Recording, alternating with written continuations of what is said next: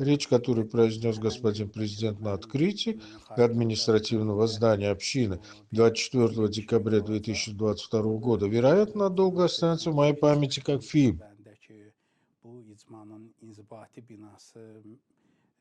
Господин президент особо подчеркнул в своей первой речи, что административное здание этой общины когда-то принадлежало общине, перемещенной с Карабаха, и выбор этого здания показал, что все началось отсюда. Фактически это был сценарий. Все началось отсюда, и мы были рады, что господин президент четко представил нам рамки, границы и цели концепции возвращения Западного Азербайджана. Возможно, кому-то эта речь показалась короткой, на самом деле это была большая карта. Господин президент составил для нас план действий, дал указания и показал, над какими областями необходимо работать. Kısa ola bilərdi, amma bu böyük bir xəritə idi.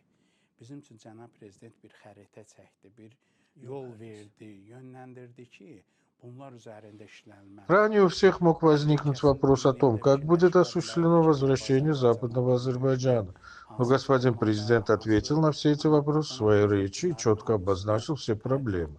Особое значение в этом отношении имели идеи, высказанные на открытии административного здания общины Западного Азербайджана.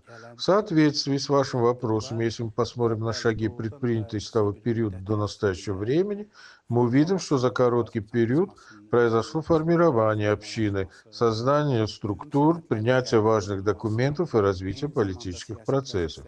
Позиции, озвученные заявления общины Западного Азербайджана на международных форумах уже показали, что мы начали действовать реально в соответствии с концепцией, определенной господином президентом.